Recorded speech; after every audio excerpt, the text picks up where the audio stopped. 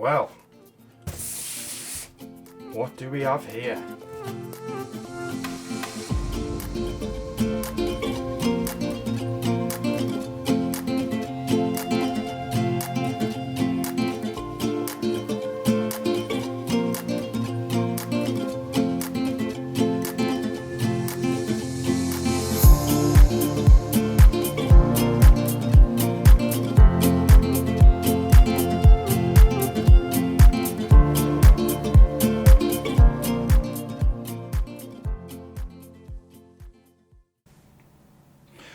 So then, looking at the box, it's your typical Bachmann branch line box. I'm going to assume it's got the two compartments inside.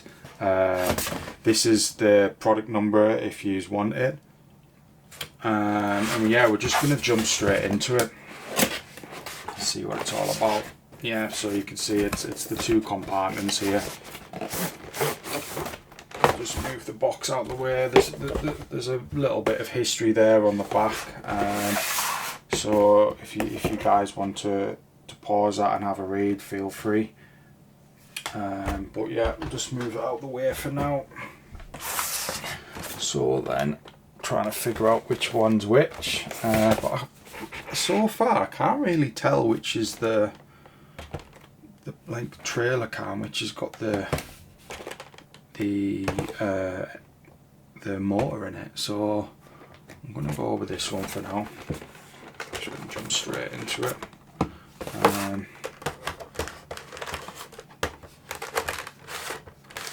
So far there isn't any extra detail in this one, so I'm intrigued. This does feel slightly heavy. Wow, this is beautiful. This is actually stunning. I don't know if it's coming off on the camera at all, but wow, this is absolutely beautiful. Even the seat inside looks great. I'm looking forward to getting it on the track and just testing, see what the lighting looks like. Make sure there's no light bleed. The underframe is fantastic. Paintwork looks pretty good as well, to be fair. Yeah, this is gonna be a nice model. So excited. So I'll just move these out the way and we can have a look at the other model. Maybe I haven't had any sort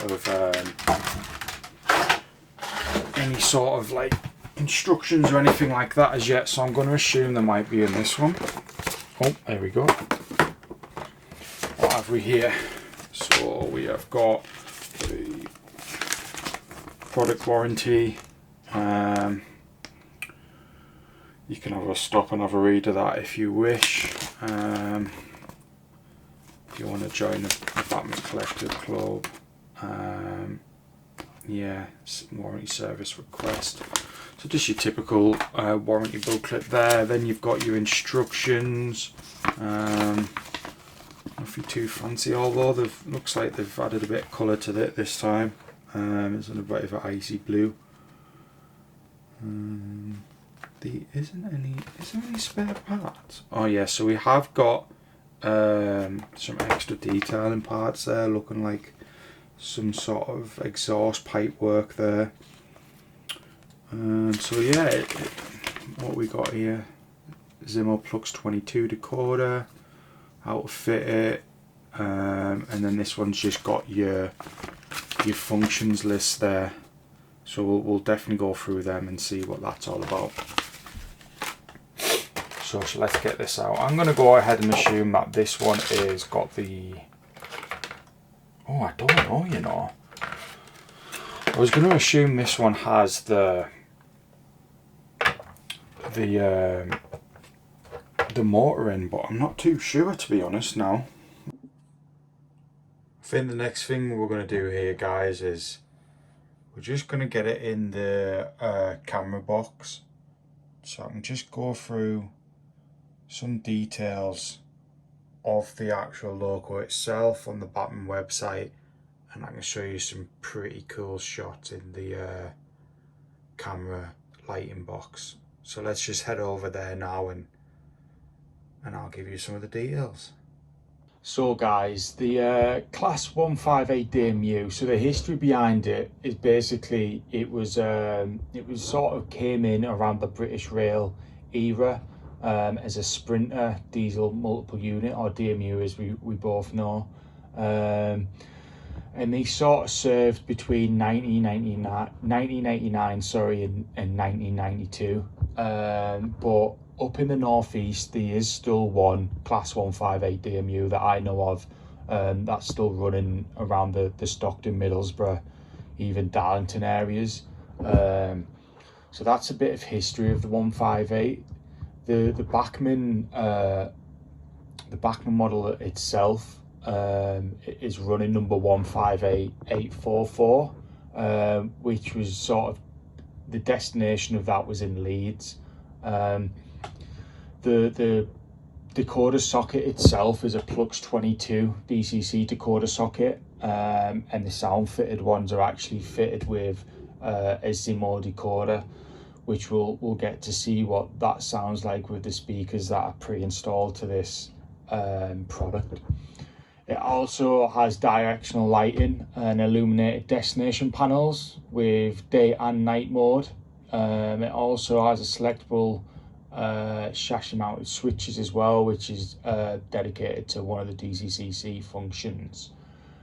Directional lighting can be turned on and off independently with the chassis mounted switches or via separate DCC function. The passenger saloon lighting is switchable on and off, is same again as a chassis mounted switches or via dedicated DCC function.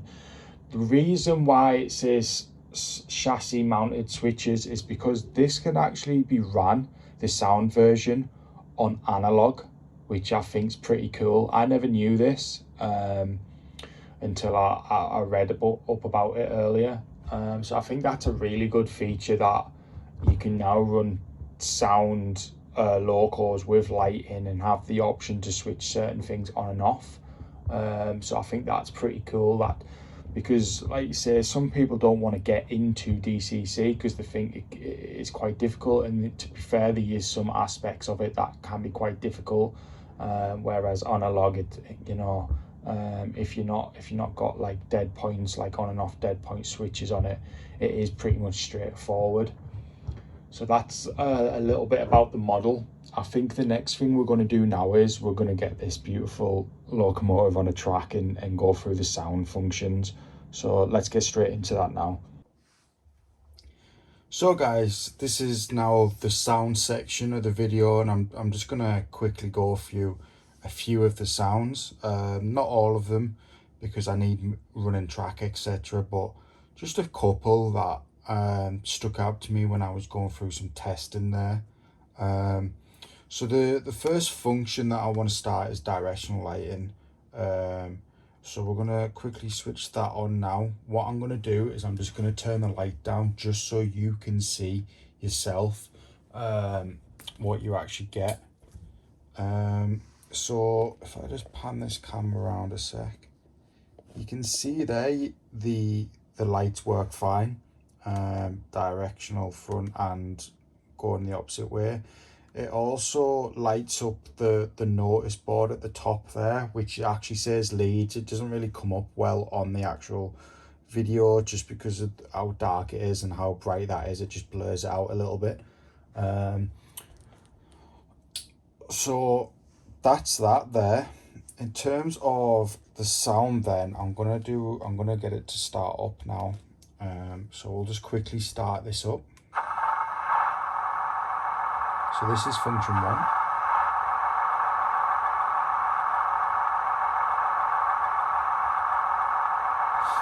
Nothing too crazy. That noise there you can hear is the brake coming on or coming off. We've also got a single horn and also a 2-tone horn. Quite like that one. I'm just going to ramp it up a bit. I haven't got much track here to play with in the light box, but I'm just going to let it speed up ever so slightly just so you can hear that engine roar.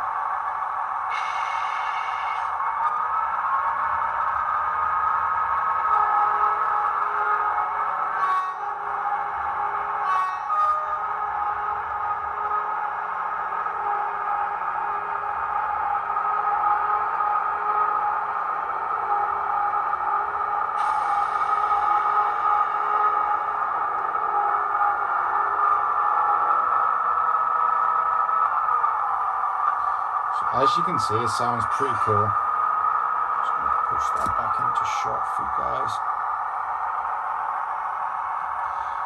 The other thing that it has here is station ambience and also remote telephone test. So I'll do the remote telephone test first. This is function 23.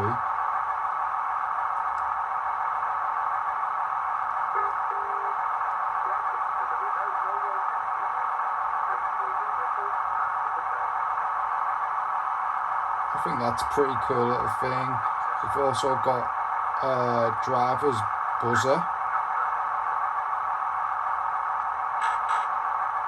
Cool little thing as well. And then finally the station ambience, which I think is also a pretty cool feature to have, so I'll put that on now.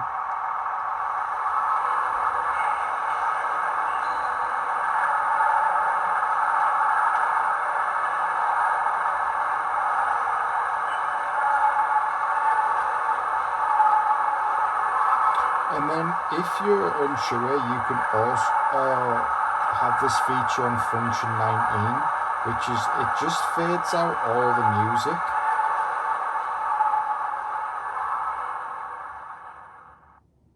Now, I think this model overall is fantastic. Do I think it's